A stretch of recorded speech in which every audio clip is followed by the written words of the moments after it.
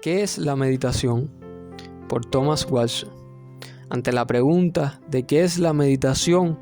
Respondo: meditación es el alma que se recluye para pensar seria y solemnemente en Dios, para que el corazón pueda elevarse hasta los afectos celestiales. Esta descripción incluye 3 ramas. La primera, meditación es el alma que se recluye a sí misma. Cuando el cristiano se dispone a meditar, se retrae del mundo. El mundo arruina la meditación. Cristo se apartó a un monte para orar. Mateo 14:23. Así que apártate cuando vayas a meditar. Había salido Isaac a meditar al campo. Génesis 24:63. Se aisló y se recluyó a sí mismo completamente para poder caminar con Dios por medio de la meditación. Zaqueo se propuso ver a Cristo y salió de entre la multitud, y corriendo delante subió a un árbol sicómoro para verle. Lucas 19:3 y 4. Entonces, cuando queremos ver a Dios, tenemos que salir de entre la multitud de los quehaceres del mundo. Tenemos que subirnos al árbol de la reclusión de la meditación y allí tendremos la mejor perspectiva del cielo. La música del mundo o nos pone a dormir o nos distrae de nuestra meditación. Cuando se mete una mota en el ojo, dificulta la visibilidad. Cuando los pensamientos mundanos se meten como motas en la mente, que es el ojo del alma, es imposible mirar fijamente al cielo para la contemplación. Por eso, como cuando Abraham fue a sacrificar a Isaac, les dijo a sus siervos: esperad aquí con el asno, y yo y el muchacho iremos allí y adoraremos. Génesis 22:5. De igual manera, cuando el cristiano suba al monte de la meditación, debe dejar a todas las preocupaciones seculares al pie del monte, para poder estar solo y dedicarse a los asuntos celestiales. Si las alas del pájaro están cubiertas de fango, no pueden volar. La meditación son las alas del alma. Cuando el cristiano está cubierto de fango de la tierra, no puede volar a Dios sobre sus alas. San Bernardo solía decir a la puerta del templo: dejo aquí todos mis pensamientos mundanos para poder conversar con Dios en el templo. Entonces, di a ti mismo: ahora voy a meditar. Todos ustedes, pensamientos vanos, apártense, no se acerquen. Cuando subas al monte de la meditación, cuídate de que el mundo no te siga y te arroje desde lo alto de ese pináculo. Lo primero que el alma tiene que hacer es esto: recluirse a sí mismo, cerrar y asegurar el cerrojo de la puerta contra el mundo. Lo segundo en la meditación es pensar seria y solemnemente en Dios. La palabra hebrea para meditar significa recordar y juntar con intensidad los pensamientos. La meditación no es un trabajo superficial con pensamientos fugaces acerca de la religión como los perros del Nilo que lo lamen y huyen, sino que en la meditación debe haber una fijación del corazón en el objeto, una inmersión de los pensamientos. El cristiano carnal es como el azogue, que no puede quedarse fijo en ninguna parte. Sus pensamientos deambulan de un lado a otro y no permanecen enfocados. Son semejantes al pájaro que salta de una rama a otra y no se queda en ninguna. David era un hombre apto para la meditación. Mi corazón está dispuesto, oh Dios. Salmo 108:1. Para meditar, tiene que haber una permanencia de los pensamientos sobre el objeto, no como el jinete del correo postal que pasa galopando por el pueblo y no se fija en nada, sino como un artista o un pintor que fija su mirada en un paisaje y ve toda su composición y cómo será su retrato. Observa simetrías y proporciones y se preocupa por cada sombra y color. El cristiano carnal y displicente es como el viajero. Sus pensamientos corren como los jinetes del correo postal y es indiferente a Dios. El cristiano sabio es como el artista, observa con seriedad y reflexiona sobre las cosas de la religión.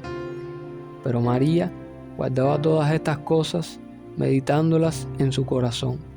Lucas 2:19. Lo tercero en la meditación es elevar el corazón a los santos afectos. El cristiano entra a la meditación como el hombre se sumerge en las aguas salutíferas para ser sanado. La meditación sana el alma de su mortandad y mundanalidad. Fin de la cita. Quisiera ahora que reflexionemos sobre las palabras de Watson. El predicador inglés define lo que es la meditación y da a su entender 3 importantes elementos. Primero dice que la meditación es el alma que se recluye. De esto podemos extraer que Watson está sugiriendo una acción. Para meditar es necesario que el cristiano primero se aleje del mundo, que se aparte de la multitud, que salga de la rutina, que deje atrás toda distracción y preocupación que pueda tener.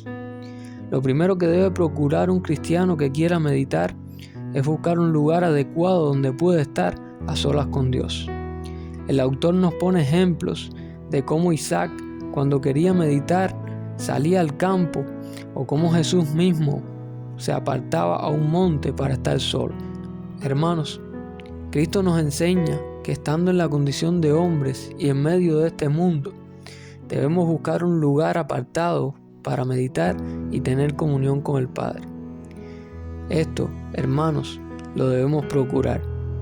Sé que muchos de nosotros quizás nos cueste encontrar este espacio, sea porque vivimos en una bulliciosa ciudad o porque siempre estamos rodeados de una multitud o de distracciones que no podemos evitar. Aún así, debemos hacer todo lo posible por encontrar ese lugar donde nada nos impida conectarnos con el cielo. Y si esto se hace muy difícil, bien debemos buscar un tiempo, ya sea en la noche o bien temprano, donde encontremos mucho más calma. Agotando todas estas opciones, aún quisiera ofrecerles una más. Watson nos dice que es el alma la que se recluye. Si bien entendemos que es necesario un lugar, un espacio físico, donde las distracciones externas no arruinen la meditación, debemos decir que con la ayuda de Dios, aún en medio de este mundo bullicioso, rodeado de multitudes, podemos lograr que nuestra mente se aparte, que nuestra alma esté a solas. Por otra parte, se puede incluso estar en un lugar completamente apartado, donde reine el silencio y no haya ningún tipo de distracción, y que los pensamientos mundanos y las preocupaciones nos invadan más que cualquier cosa externa. Esto, hermanos, es algo con lo que debemos luchar con mucho más fuerza. Hermanos, busquemos por todos los medios tener un alma recluida y echar fuera toda excusa para poder meditar. El segundo aspecto en la definición de Watson es pensar seria y solemnemente en Dios. De esto tenemos que decir que el ejercicio de la meditación es en primer lugar una tarea de la mente, puesto que consiste en recordar y juntar nuestros pensamientos. Además, este pensar debe ser de una manera seria y solemne, en otras palabras, con respeto y reverencia. Debemos buscar, dice el autor, que estos pensamientos no sean fugaces ni tampoco superficiales, sino que los pensamientos en la meditación necesitan ser intensos y profundos. La meditación no es un simple pensar. Nos hace una buena analogía Watson cuando nos habla de los perros del Nilo, los cuales, al tener sed, no se detenían en la orilla, sino que pasaban a beber agua apresurados por temor a los animales en el río. En cambio, nosotros, cuando busquemos meditar, adentrémonos sin prisa en nuestros pensamientos, de tal manera que olvidemos el mundo exterior por ese momento. Por otra parte, nos dice el teólogo cuál es el objeto principal en la meditación, declarando que esos pensamientos están dirigidos hacia Dios. Nuestra meditación, hermanos, debe estar fijada en nuestro Señor y solo en Él.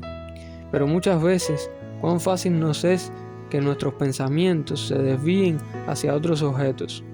Y eso nos pasa incluso cuando oramos, pero tanto en la oración como en la meditación debemos tener puestos los ojos en Cristo, y no en nada de este mundo, ni siquiera en nosotros mismos. Debemos estar enfocados en el objeto principal de nuestra meditación, que es nuestro Dios. El autor También añade que el cristiano sabio busca reflexionar en las cosas de la religión, entendiendo que, aunque el objeto es Dios, implícitamente todas las cosas relacionadas a Él, su palabra, su iglesia y toda cosa espiritual, también en ella debemos meditar. Por último, Wilson describe en su definición que la meditación es elevar el corazón a los santos afectos. Quisiera en este apartado referirme a dos extremos en los que hoy en día los cristianos solemos caer. Uno es permitir que los sentimientos dominen nuestra razón y nuestras acciones, haciendo de la religión puro emocionalismo, desligándola de la verdad. El otro extremo, que a menudo se pasa por alto, es creer que los sentimientos y las emociones están desligadas de la religión, queriendo dejarlas afuera de la misma. De esto habla Jonathan Edwards en su obra Los afectos religiosos, exponiendo las emociones que son santas y verdaderas y diferenciándolas de las falsas. Asimismo, en la meditación no debemos querer apartar nuestras emociones, sino que debemos buscar esas verdaderas emociones y sentimientos que son parte de ella. Cuando Wilson da su concepto sobre la meditación, vemos aquí que él comienza primero por el pensar y termina con el corazón. Por tanto, hermanos, nuestros pensamientos en Dios son los que deben producir en nosotros los santos afectos y no al revés. Pero sin duda, las emociones y sentimientos son fruto y parte vital de la meditación. La meditación no debe consistir solo en secos pensamientos, sino que nuestro corazón se debe elevar a los santos afectos. La meditación, dice el predicador, sana el alma de la mortandad y mundanalidad. Y es que, hermanos, cuando nos conectamos con el cielo por medio de la meditación, nuestros dolores y sufrimientos, nuestra aflicción por el pecado en nuestro estado terrenal son aliviados. La meditación nos transforma al despojarnos de las banalidades de este mundo y dotarnos de un carácter celestial.